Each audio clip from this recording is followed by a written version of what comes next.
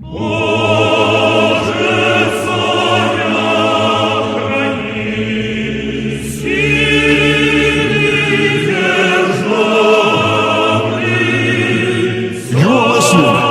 Orthodox Nationalist with Dr. Matthew Raphael Johnson.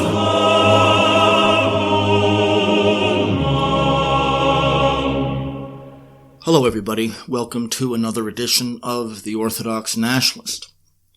Today is the 16th of October, 2019, 2 days away from my 48th birthday. 48, I'm pretty sure, is the most boring of the birthdays. There's no 48 card at Hallmark. If any of you feel in the mood to buy me a new car, I wouldn't be opposed to it. You don't have to wrap it or anything. Just, deliver it somewhere. Speaking of which, I always start off these things by thanking my donors. You guys make it possible for me to function. And I truly appreciate it. And, I couldn't do this without you. This is, as I've said 100 times, this is a full-time job. There's no way to do this part-time. And I'm going to prove it here in a minute. But it's a big deal for me that I have people who are willing to do that for me. Up until, a year ago, I had no idea. I've been through the mill, as you know, and suddenly, and I give everything away for free, but, I have to eat once in a while. So, I want to talk about something that is somewhat of a slight departure. We talked about the Crimean War recently. We talked about a lot of 19th century phenomenon that created this postmodern disaster that we live in today. It's Orwellian in every sense. I want to talk about something that's not all that dissimilar, and that is the Opium Wars in China from 1839 to 1860. This war, a lot of our people have spoken about it before. This is one of the more obnoxious forms of imperialism, and it's one of just there's really no defense of it because it was based entirely on profits derived from getting the Chinese hooked on narcotics, which of course has some vague connection to the invasion of Afghanistan, and now of course the U.S. has been defeated and has been driven out. Signing surrender documents. They're not called that, of course, with the Taliban. And that's what happens when an experienced, dedicated, highly religious group of men take on, people like Americans. It's a shame that Americans have to die for this, but even more of a shame was that British kids were being killed for drug money. The British government, through its East India Company, and then after that, the Sassoon, the Jewish banking clan, used the British infantry as a personal bodyguard. We have a similar situation in Hawaii. Maybe one day I'll do something. Hawaii is, again, very similar to this. Diana Spingola, my friend, who I respect very much, has a great piece on this. They actually were Jacobins. They called themselves a Committee of Public Safety and tricked the U.S. Grover Cleveland, the only president who had an invasion of another country and he didn't even know. That's what happens when an oligarchy, in this case, the big fruit companies and sugarcane companies, run things. The Navy was involved in a conflict, and Grover Cleveland, he was informed later. That opium is even worse, at least because, they were killing people.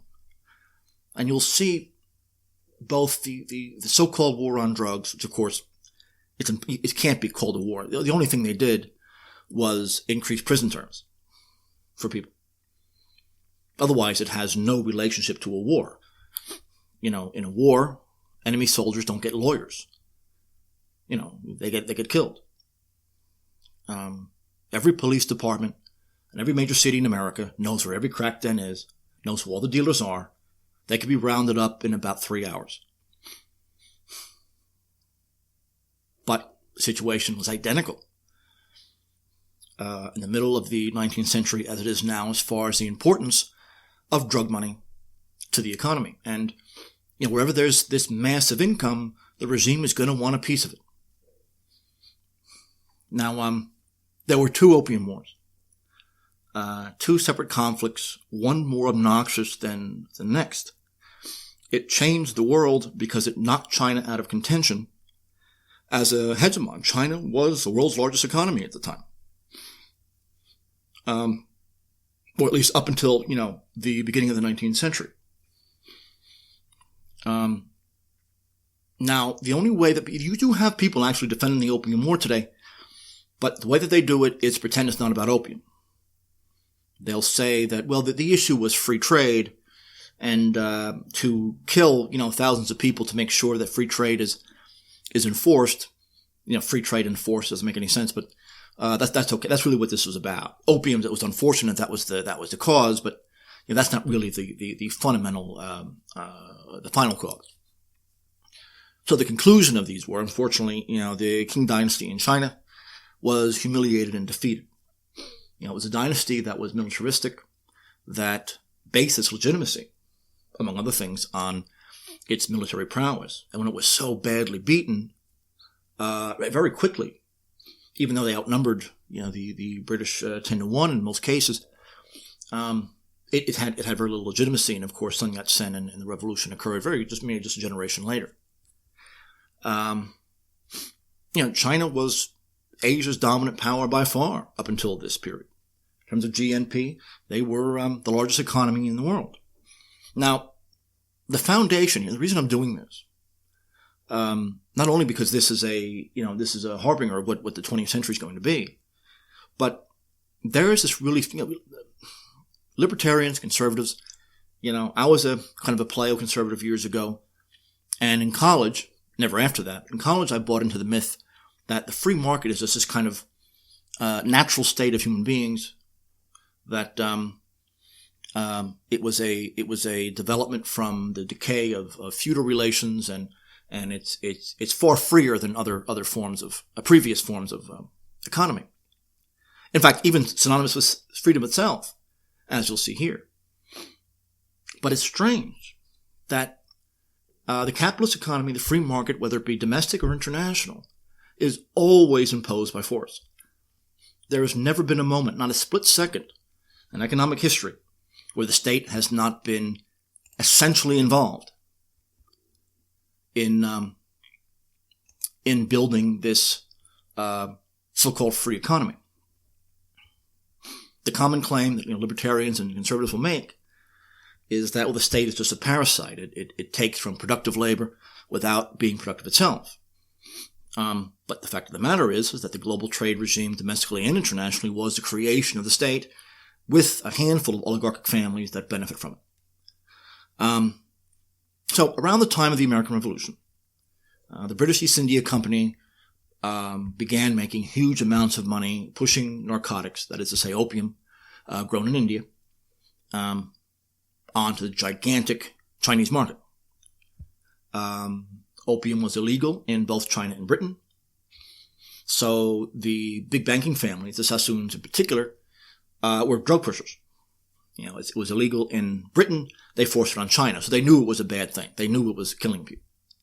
So they became the first drug cartel by 1800. And they were involved in all kinds of cunning ways to smuggle drugs into the country. Opium was measured in chests, each one weighing just a little under, about 180 pounds on average. So by 1830, the average yearly amount was something like 4,000 chests. And at the time, it made up almost 20, maybe over 20% of the East India Company's income. And of course, you work for them in this field, you were very well paid. EIC agents in the opium trade were getting about 9,000 pounds a year, which is more than even cabinet-level politicians were getting. in Sindh, on the Pakistan-India border, on the Arabian Sea, was absorbed into the British Empire entirely because they wanted to isolate this poppy-growing area. It was annexed in 1843.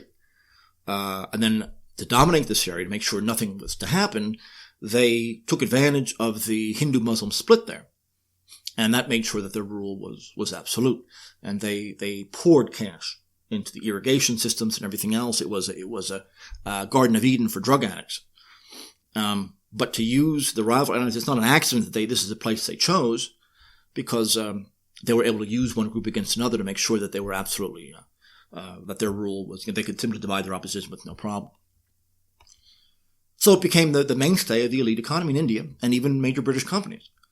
We've said this, after the 2008 crash in the U.S., I have the SEC saying this, drug money was the only thing keeping the stock market going. This is why, it's not being shut down. This is your predecessor here. People who were defending this trade would say that, and remember, the British never quite, maybe at the end of the Second Opium War, up until that point, they never quite admitted that they were doing this. But they would say it indirectly, and they would say that, well, if we avoid selling that product, it will strangle the Indian economy, it will strangle the EIC. And it's how modern the British were. You talk about the British, defending the British elites, of course, defending the opium trade. It sounds like, some hippie on a college campus. They make the same thing. China needs to get with the times. They need to open up their markets to our goods. Of course, they mean drugs, but they use the abstract goods. And this is the Manchu Dynasty, or the Qing Dynasty, debated the legalization of opium, which was heavily funded by the British, no doubt, but it failed. The emperor passed many laws banning the opium trade. The first one was 1729. Then there was another one, 1799, 1814, 1831, and then that was re-emphasized in 1834. But of course, it didn't matter because there was so much money to be made, whether it be China or Afghanistan or Latin America, no one could resist it. So I mentioned that I guess you had a gigantic trade developing in terms of the chest amounts. 4,000 chests by 1830. By the middle of that decade, this is how fast it was developed. By the middle of that decade, it was 30,000 sent into China. And it was the port of Canton, or Guangdong today. That was a so-called free trade zone. Most of China was closed, but that was a free trade city, and enforcement could be more lax there. But given the huge amount of money and the number of addicts was so high, it was easy to get through. At the time, it's the middle of the 1830s, there were about 15 million Chinese addicts. And then eventually, the EIC loses its monopoly status in 1834, but it doesn't matter because the trade already had its channels and had its people. And the fact that they lost their monopoly status just meant that the Sassoon found, I think one of the reasons that they lost their monopoly status is that, the big banking families wanted to individually go in and take advantage of it. Now, it's true that you do have somewhat of a minor tradition of opium consumption in China prior to the 19th century, but its use was confined only to the elite. And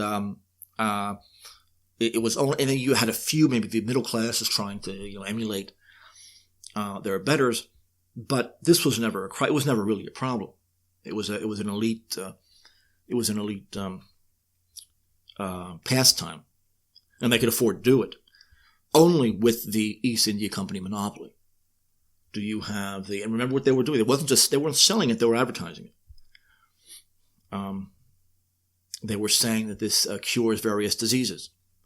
They were saying that it, pot smokers are doing that today. They're trying to justify their addiction by saying it could cure any damn thing. I think there's some evidence for the eyes, but for many other things, but they're claiming it cures cancer, that it cures, brings back people from the dead, that it, anything to justify what they're doing.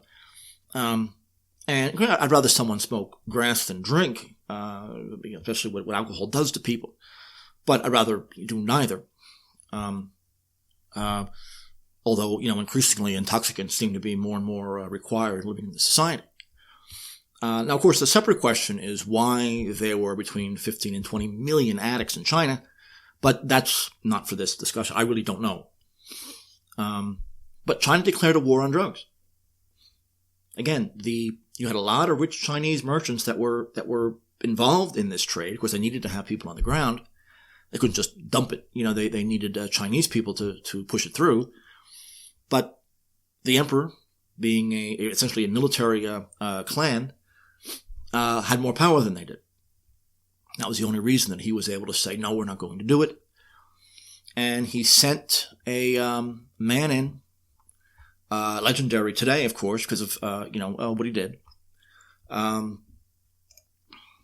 Zheju was sent in to stop the trade and crush opium use. And there was generally just the one port of entry.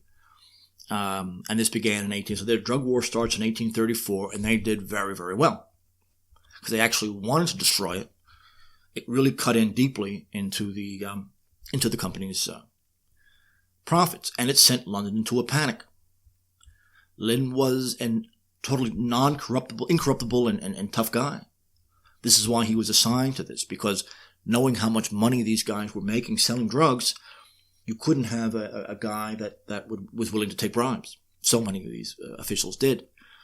And that was a kind of closed official society. And Lin just had a reputation that he couldn't do it if he wanted to. He just was that kind of a man. So, their patience had been, the British were lying. They were saying, we're not really involved in this. And yet it was flooding the country. The emperor ordered all opium seized and the ship's crews imprisoned until they assured the authorities that all opium had been handed over. Now, when these drug pushers, when these big, the dealers and bankers would get into trouble, they would run home. Again, Johnson's law is gigantic here. We'll talk about that in a minute because, China was very few people knew anything about China at the time in the West. They would say that British goods are being burned. Our people are being thrown in jail for no reason. There are human rights abuses. All these stories about human rights abuses. Selling opium was punishable by death, and that includes foreigners. And finally, the Guangdong port was blockaded. And they, of course, wanted assurances from the British government that there's not going to be any of this Indian opium coming in anymore. Any drug dealer would be executed. All of a sudden, in the British press, you have stories of barbaric Chinese human rights abuses. The emperor was an anachronism. He has to go. But the British made it very clear. The Sassoon banking clan, yes, all these groups were saying that free market is sacred. And if they want it, they should have it. That's what we're here for. So Lin wrote to Queen Victoria. And he asked her, he said, where is your conscience? I've heard that smoking opium is forbidden in your country. Well, since it's not permitted to do harm in your own country, then even less should you let it be passed on to the harm of other countries. How much less to China? He said, as months accumulate and years pass by, the poison they have produced increases its wicked intensity. The repugnant odor reaches as high as heaven.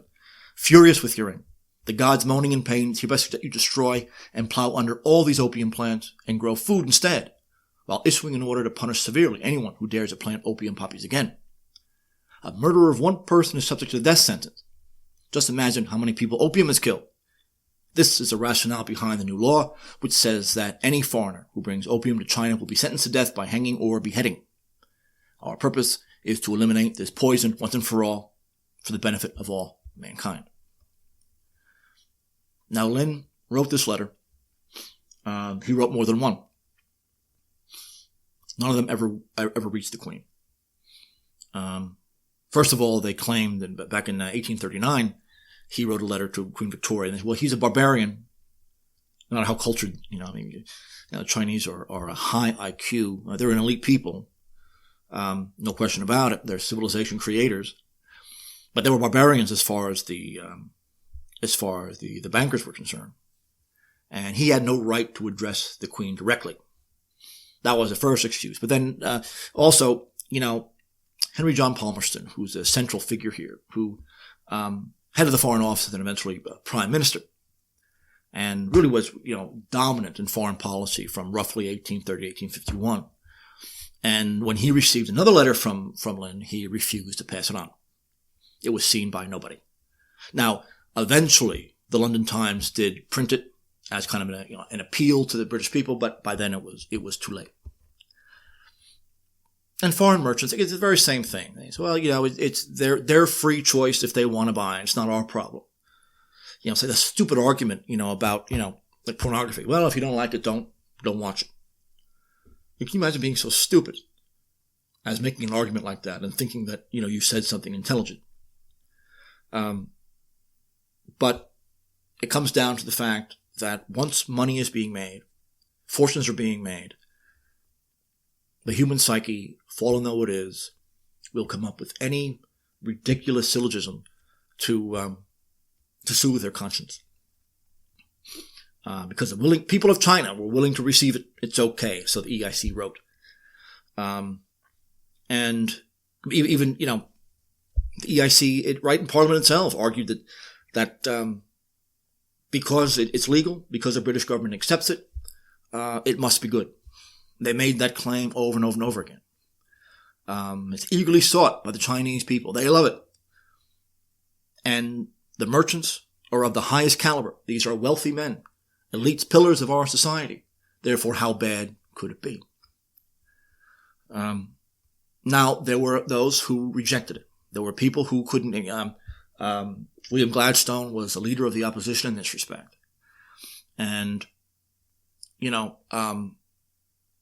but when the blockade came down, when Lin carried out the emperor's order and the war on drugs began, the press always tightly controlled. Liberalism has a controlled press, like it or not. And the Canton Press, which was the local British-owned press there, said, this blockade is dangerous, unprecedented, unexplained circumstance. We're under imminent hazard of life and property, total disregard of honor and dignity. And they gave these harrowing tales about threatening language of the High Commissioner, and that he was the most dark and violent character. All these news stories started developing. And then Parliament, of course, the issue comes up to and including war. And as always, the press controlled debate. The press decided what there were only two sides and what those arguments were, what were reasonable arguments and what were silly arguments. They decide this. They decide what arguments are acceptable and which aren't. So those opposed to the trade deal, the trade of opium, refused to talk about opium at all, as I mentioned. Primarily, the debate went like this. Those who were against the trade wouldn't talk. They really couldn't admit in Parliament that opium was being sold. So it was really a ridiculous debate to begin with. But it was more that the current government let it go this far, and that Britain is humiliated and this government should fall. On the other hand, those following Palmerston and others said that your patriotism is a problem. And our free trade, without free trade, there is no Britain. And this is actually what's Queen Victoria's opinion. So simple logic really couldn't be followed. I mean, even Gladstone, who said that any opium trading was wrong and illegal, and China, therefore, had the right to enforce its own laws and get rid of these people. But he never said that. He never said that. He couldn't say that. If he said that, he'd be ripped apart in the press. And so David Sassoon, who was the Jewish oligarch who was the main financier of the opium trade, demanded British retaliation. And even Victoria was getting these stories from him and his agents that they were all these barbaric Chinese practices all of a sudden. Now, both Opium Wars led to utter and rapid defeats. And I was never quite sure why that was the case. I mean, you have a huge civilization, advanced, highly literate, strong medical, scientific establishment, and yet they fell to pieces. I mean, with very little effort. The first Opium War, I think Britain lost 69 guys. Now, China maintained an army of about 800,000 regulars, but that's on paper. Only half of them had firearms.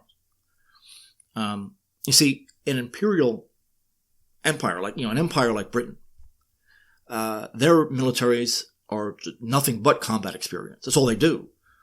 They're taking over countries, they're putting down rebellions, that's all they do. So anywhere the British went, you had strong, disciplined, battle-hardened men.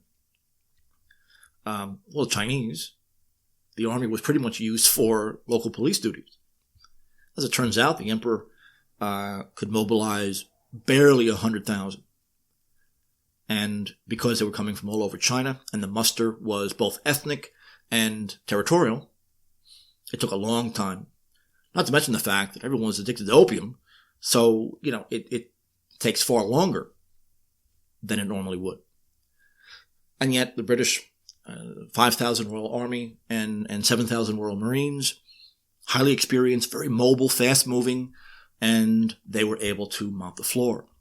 And not to mention the fact that in terms of negotiations and tactics, a colonial empire, Britain or the Netherlands, they're used to using manipulation and Machiavellian tactics. They do that every day of their lives. China could never match them.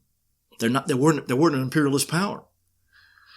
Commanders, because it really was, the warfare was local. Commanders were never promoted on merit. It mostly had to do with noble status or education. So not only did the Chinese, were they poorly equipped and poorly trained with no experience, but you had very poor commanders. And, there were so many, it was hopelessly incompetent. And the British hired Chinese mercenaries. Again, opium sales are very lucrative. They were able to pay these guys a lot of money. And really the only chance that China ever had of winning was to draw the British into the interior and, use their size and use the topography against them. Because, it happened. They were able to do this in a few places. The British did very poorly then. But even the Chinese commanders weren't able to notice that. So the First War ended in 1842 with the Treaty of Nanking.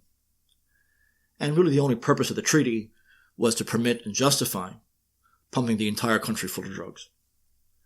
Finally, they're talking about opium, openly. Not necessarily that the British or the government's doing it, because the EIC lost they lost their monopoly, the East India Company. But that private actors should be able to do it with full freedom. At least in the international cities.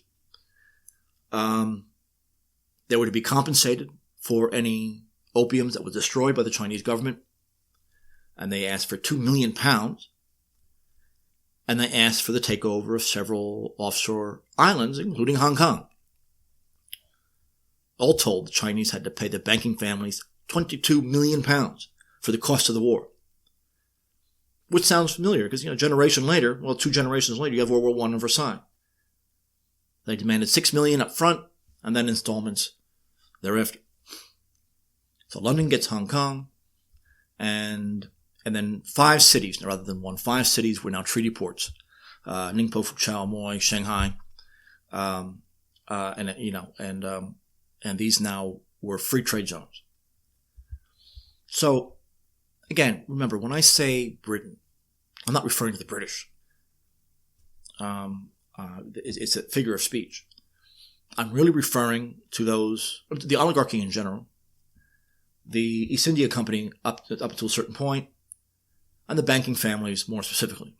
David Sassoon starts his life. He was making rugs in Central Asia using sweatshop labor, and he sent his son Elias once the first war was over to scope out the money that could be made here. And of course took advantage of the open upper branch of his operation in Hong Kong. Sassoon married a Rothschild, Caroline, and was sent to Parliament because of the wealth. All this based on drugs. He was knighted by the Queen for being a drug. I mean, he had no other. He didn't do anything else. He was a drug dealer, and he was knighted, making a mockery of that tradition. The E.D. Sassoon Company was a shipping agent from India to Shanghai, and one of the reasons that the emperor could not bend in terms of enforcement was that China was being, not only were they dying, not only were they, tens of millions of addicts, but money is being sucked out of that country in huge amounts. And then, of course, eventually the American Civil War breaks out. The Sassoons control cotton production. Since they're not buying Southern cotton anymore from the U.S., they're going to him. So this man, now married into the Rothschild family, is now one of the richest men in the world. And Rothschild and Sassoon go together. And this is from the Jewish Encyclopedia, the 1905 edition, that he had 8 sons, and according to them, he had the major opium. It was such a big business, they had opium exchanges in China. And in the 1944 edition of the Jewish Encyclopedia, it says that he only employed Jews in his business. And wherever he went, he built a synagogue and a school. He imported whole families of fellow Jews, they say. So he did this as a Jewish nationalist, not just as a businessman. But because he turned over a chunk of what he earned to the government, he could do as he pleased. So in essence, the Treaty of Nanking gave Sassoon pure monopoly rights to distribute opium in port cities. So Sassoon begins saying, this is oppressive. It's anti-Semitic. Because I'm not allowed to sell opium throughout the country. I want this to be nationwide. And that was the general cause of the Second Opium War. And Palmerston pompously declared that all of the interior of China must be open for uninterrupted opium traffic in the name of sacred free trade. And this is what British kids are being killed for. And now the French want a piece of the action. The Second Opium War is 1856, 1860. And, the banking families there, they're all related, of course. They don't want to be left out of this. But the Treaty of Nanking was designed to be rejected.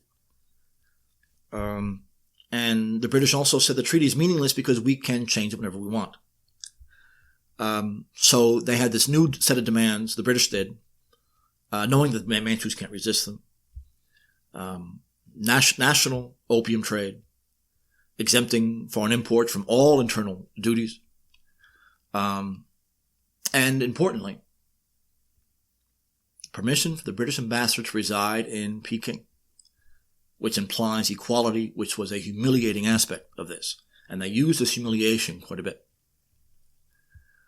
Now, there was an incident in October of 1856. Now, they need a second war to impose this on the Chinese. There were a couple of incidents that were more or less invented. Chinese Marines in Canton seized a cargo ship called the Arrow, the Lorcha Arrow, on suspicion of piracy. And they arrested, the crew was Chinese, and they arrested 12 of the 14 of them. Now the Arrow, that ship, had been used by pirates before.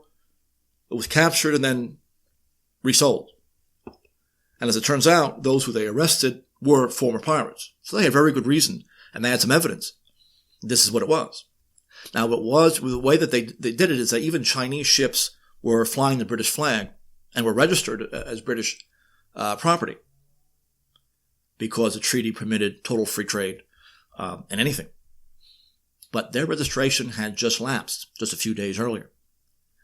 So it was registered as a British ship, and the law said that a British captain has to be on every one, but that was only followed once in a while.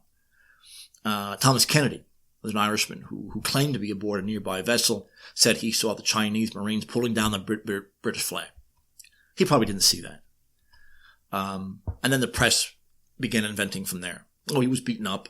And the Marines were, doing it for no reason. There were British people who were arrested. And what they're looking for is an excuse for another war. The press being tightly controlled back then is essential. And we have the same situation now.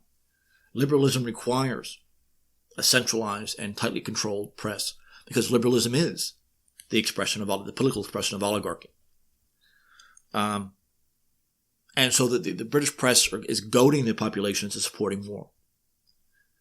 The British began burning Chinese ships at Canton and Guangdong, and so the Chinese retaliated, setting fire to some British factories. So they demanded an apology. The crew members of the Arrow were released, but they didn't get one. Yi Ming-chen was the viceroy, the emperor, and there was already plans to attack the city. So it didn't matter whether he apologized or not. They were going to invade it. Now there was an Indian rebellion in 1857, so that kind of distracted them for a little bit.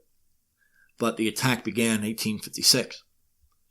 And then Yi Ming-chen ordered all Chinese soldiers manning the forts not to resist British forces.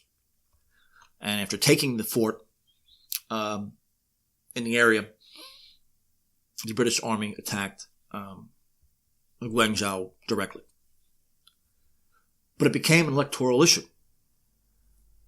The Arrow incident it happened, but the press had exaggerated so wildly, they were simply making up stories. And that was essentially for Palmerston's interest. Now, the Whigs were in control. I remember Palmerston was Foreign Secretary. The Whigs were in control, and they passed, or at least in control enough that they could pass a resolution. Not by much, though. It was like 263 to 249. The Whigs made the claim that we don't know enough about this. In other words, they didn't trust their own press. It states that, without expressing an opinion as to the extent to which the government of China may have afforded this country cause of complaint respecting the non-fulfillment of the Treaty of 1842, this House considers that the papers which have been laid in the table failed to establish satisfactory grounds for the violent measures resorted to at Canton and the later affair of the Arrow, and that the Select Committee be appointed to inquire into the state of our commercial relations with China. And that was passed. So they don't trust their own press. They know that these extremely wealthy merchants control a lot of things in England. And so the press went crazy. And Lord Palmerston attacked the patriotism of the Whigs. How dare you? You're not patriotic supporting this. So the Parliament is dissolved, and there was a very famous election in March 1857. And the Chinese issue was important. Now, there was something else. And this is more of almost comic relief here than anything else. Something called the Essing Bakery incident of 1857. In Hong Kong, there was a Chinese-owned bakery, the Essing Bakery, that allegedly tried to poison pretty much all the bread in the city, including some very important people. This is a very large institution.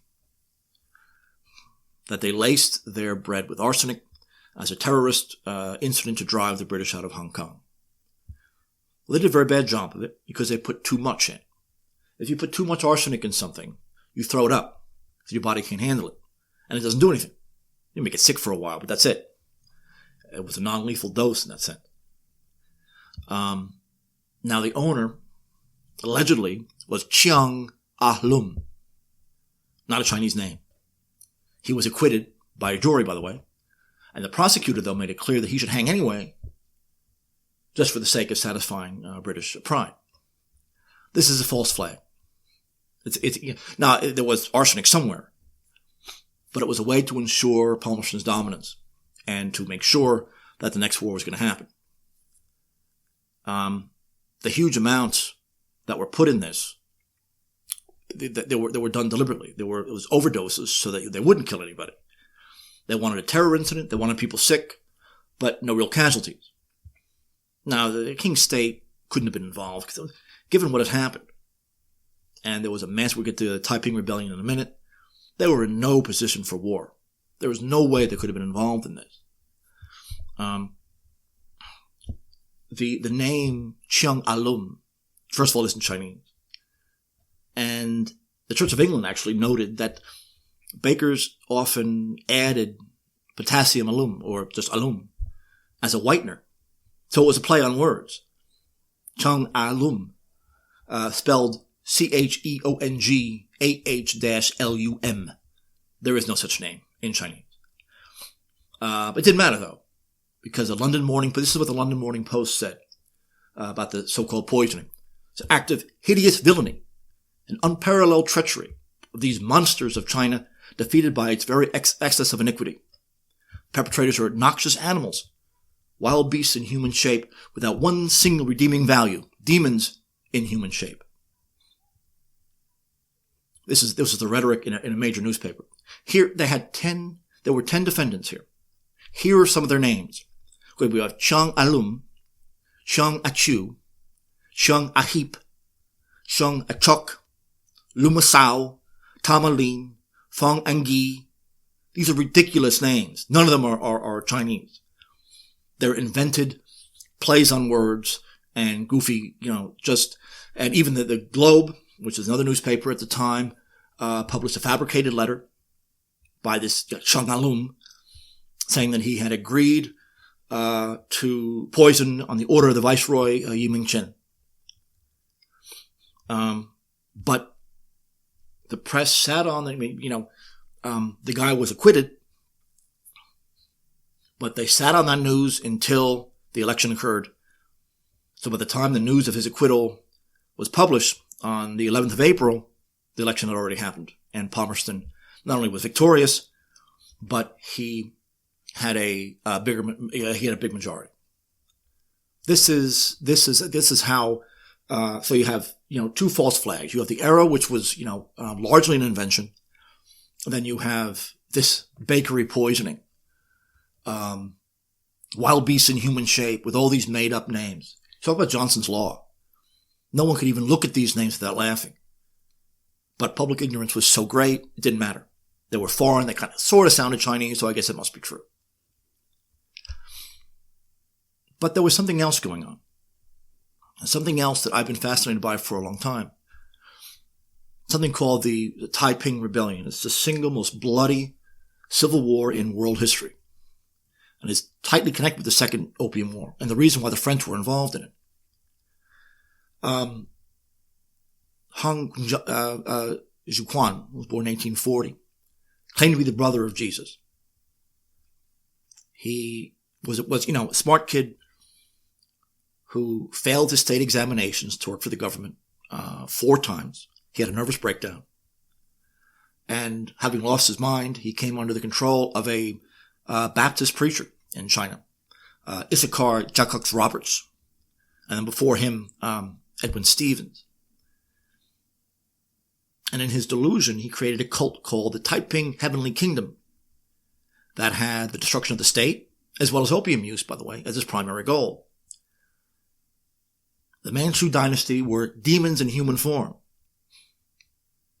The Taiping also often referred to the Manchus as demons, and that they were fighting this holy war to rid the world of demons and establish a paradise on earth. But at its height, his kingdom contained 30 million people. The death toll was 40 million. Now, the Taiping Rebellion, in my opinion, was financed by the West to some extent. This is because they had tons of modern weapons that were not available even to the Chinese regulars. The force had grown that large and was very competently led and was defeating the government all over the place. The same arms dealers that sell to the government were selling to these guys in huge amounts. There is no way the British could not have known.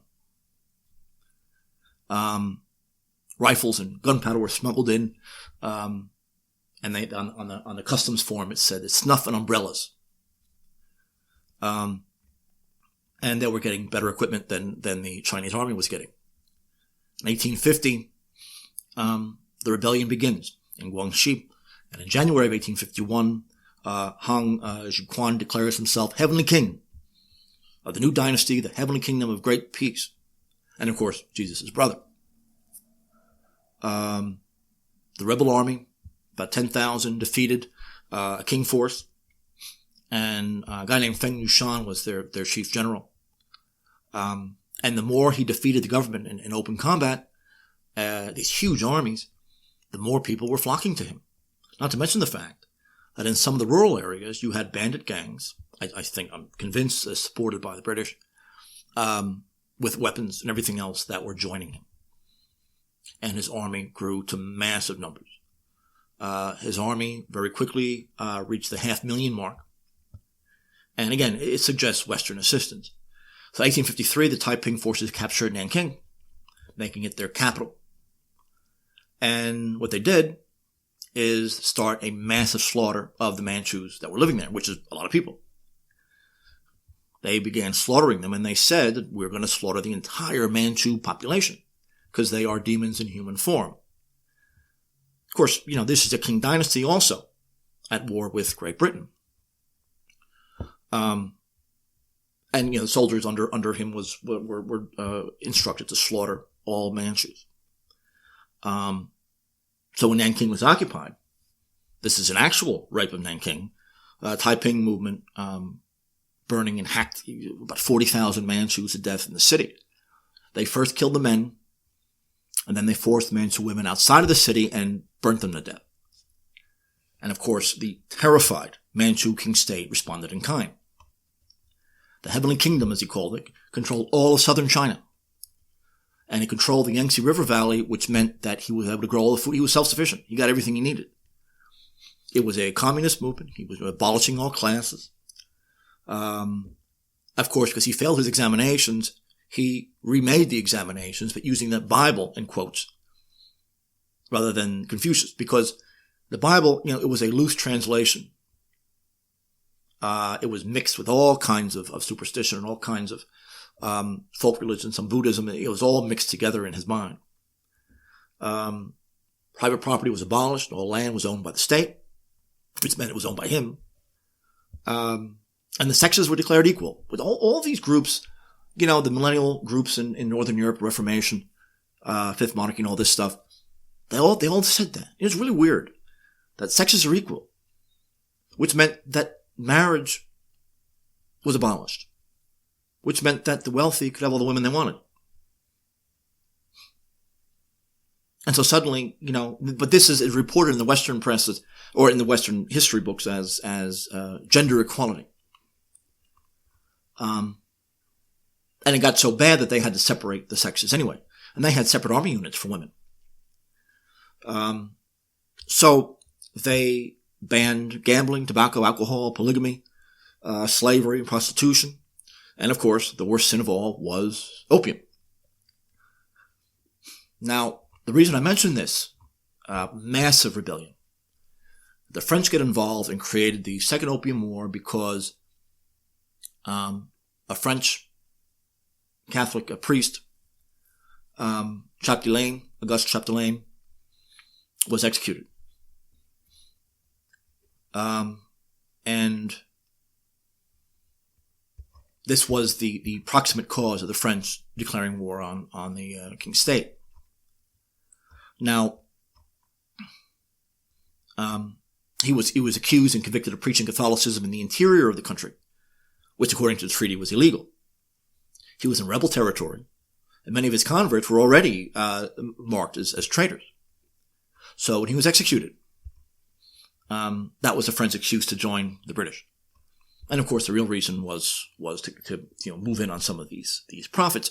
But the British didn't mind the assistance militarily. Notice this is very similar to the coalition against Russia in the Crimean War.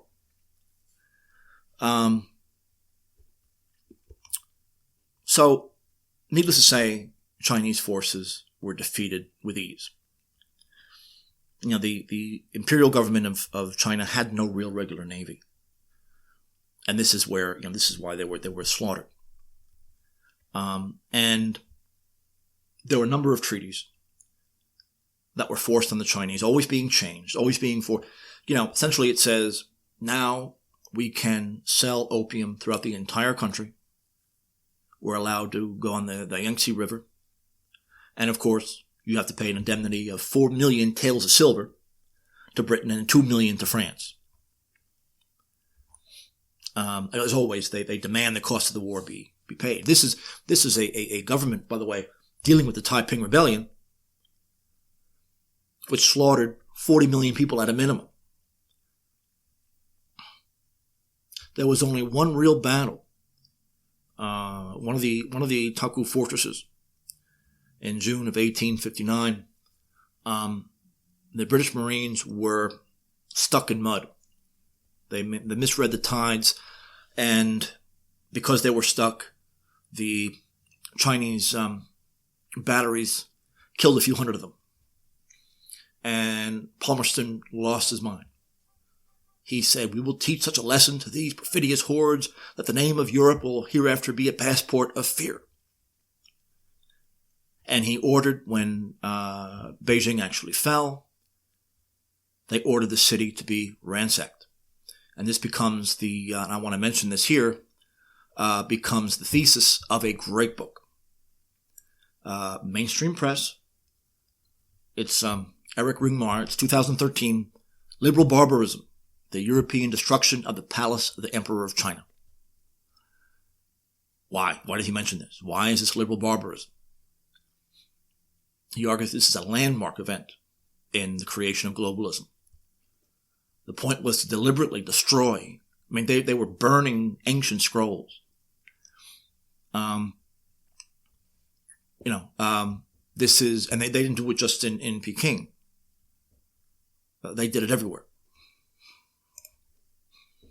And the explicit reason, I mean, the revenge for this, they dared win a battle. But because Britain had declared that they were going to remake the country. Because globalization, which is a natural outgrowth of liberalism, can't exist when you have closed traditional societies like China was.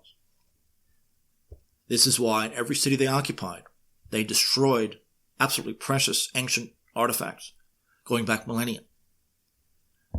Someone wrote that one guy was lighting his cigar with a 3,000-year-old scroll that he had on fire. And this is absolutely important. The Convention of Beijing was signed in 1860, which ended the Second Opium War. And again, the humiliation of having British and French, even actually Russian at the time, diplomatic presence in Beijing, which implies equality with the emperor, which was designed to be humiliating.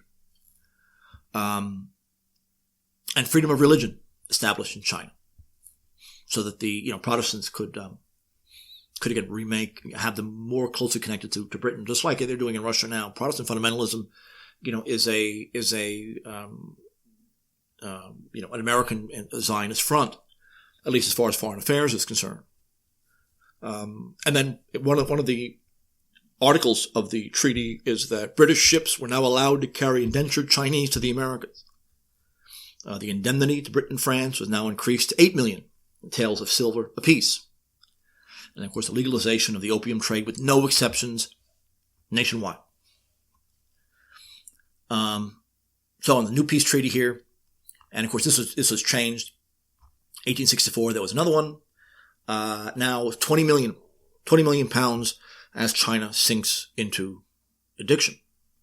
And again, the British were propagandizing this, so that the opium will solve your problems.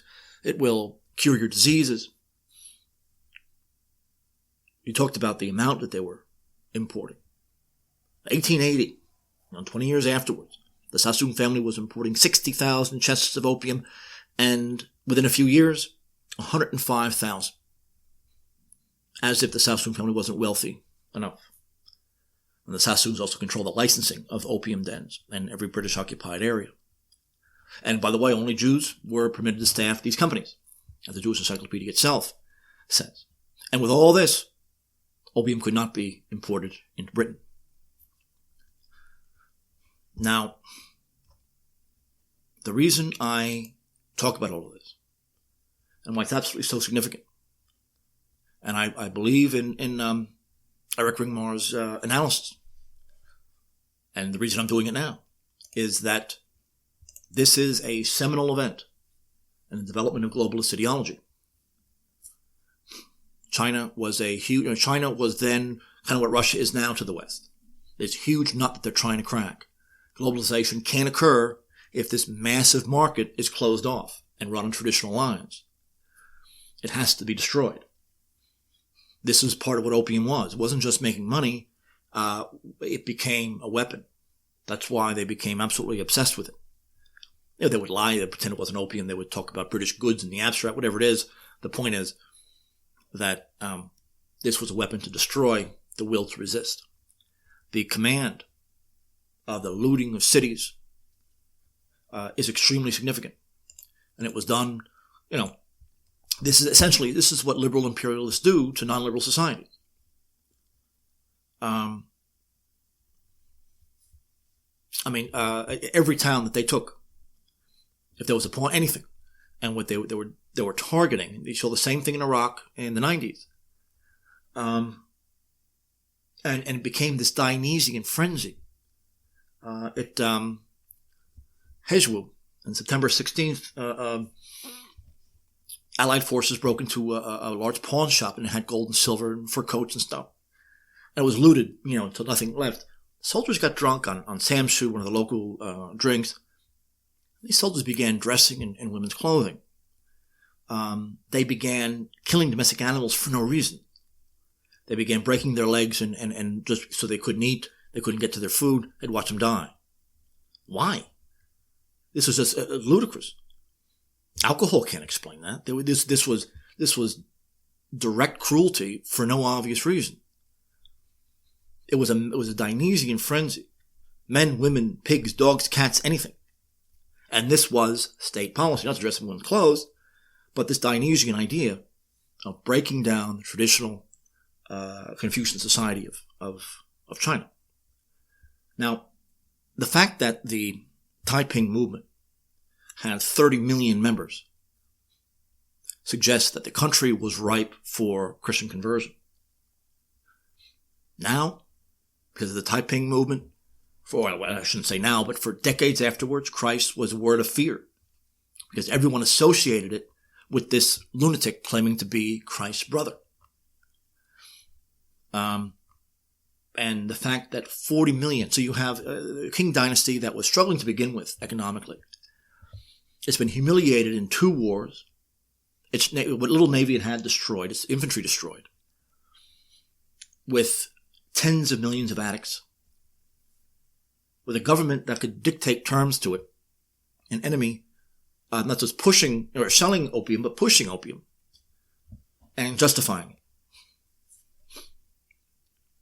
And forcing them to pay this, Versailles level kind of indemnity. But understand what this means. Liberalism is, it has to do with in international affairs. Freedom of exchange, so-called British civilization, international law, unimpeded circulation of goods. And this was what the civilization was, and goods, were very specific. And China didn't have this free circulation, therefore that was a problem. And they had walls around the kingdom, which is an awful thing. They were ignorant and weak because of it. The Opium Wars were a direct expression of liberalism. Globalist imperialism is liberal at its core. It doesn't make any sense otherwise. It was a revolution. In this case, it wasn't like Mao, who did it from the inside, even though he had Western funding. It was completely externally enforced. The Europeans made sure China would never, ever, ever be the same again. Everything. The scrolls were sought out and destroyed. Everything. The social fabric. All the authorities, all the ritual, all the tradition, structures of everything was gone. And the point was, of course, after the destruction of this is why liberals were able to take over 20 years later, and this is why Mao was able to take over after that. Because so much of the tradition was destroyed. China went from being one of the world's, if not the world's, dominant economic power, to what we now call today, in an anachronistic way, third world. That were now, and all these ideologies, Darwinism and Freud, everything else was pushed on them. Electricity, railroads, liberalism, all this was pushed on them. And of course, finally, it was brought down in 1911. But remember, this was not just an ideological matter, this was also driven by drugs. Drugs were the thin end of the wedge, so to speak. One reason I'm convinced that the Taiping Rebellion was at least partially a Western creation is, in fact, to prevent China from ever becoming Christian in a real sense. To become Protestant would be one thing, Calvin individualism, however they interpret it. But to make sure that really there is no moral stricture there that can prevent them from buying British goods of all kinds, not just drugs, but any kind of anything that and using this group to destroy the social fabric. Then, of course, the military of the West destroying what was left. China went in a generation from a highly closed, traditional, hierarchical, rather prosperous society, a very large economy, to a poverty-stricken third world backwater, which it has not recovered from. Only really now do you see any kind of real recovery under the Han so-called communist government. These wars were about drug profits. There's no question about it. Drug profits was the weapon, the cudgel to use against China and the traditional society at the time. That looting of these cities and these museums was state policy. But what had been the so-called Sinocentric international system in Asia disintegrated. And the rituals that, connected to the emperors were gone. China attempted to join the new order on European terms, and of course, acted like a third world country. And they installed Prince Gong, who essentially was a British puppet, and he inserted China into the British-dominated world. And they had the Foreign Office there established in China, Ministry of Foreign Affairs, 1961. Students had to learn foreign languages and had to learn and began dressing in Western ways and British ways. They had to, essentially make themselves into European. European works, international law were translated to Chinese, but the dominant language in some of these elite groups was either English or French. So this was a liberal revolution. This was an extremely violent liberal revolution, and the two Opium Wars. But the Taiping Rebellion was directly connected to the loss of the First Opium War, because the Qing Dynasty had been humiliated so badly, and had completely failed to stem although had the British not taken military action, they would have succeeded. But because of that, the government failed to control opium addiction. And therefore, this new revolution from within was absolutely necessary. What you're seeing here, of course, is the outlines of what we call today the New World Order. This is globalization driven by drugs, the Jewish Sassoon family, and essentially an oligarchy using the state as its private enforcement arm. This is what we have today, and the Opium Wars were one of the first acts in bringing this about and creating the so-called postmodern age, where any traditional reaction against the Western liberal system is crushed with extreme violence. China then, possibly Russia now.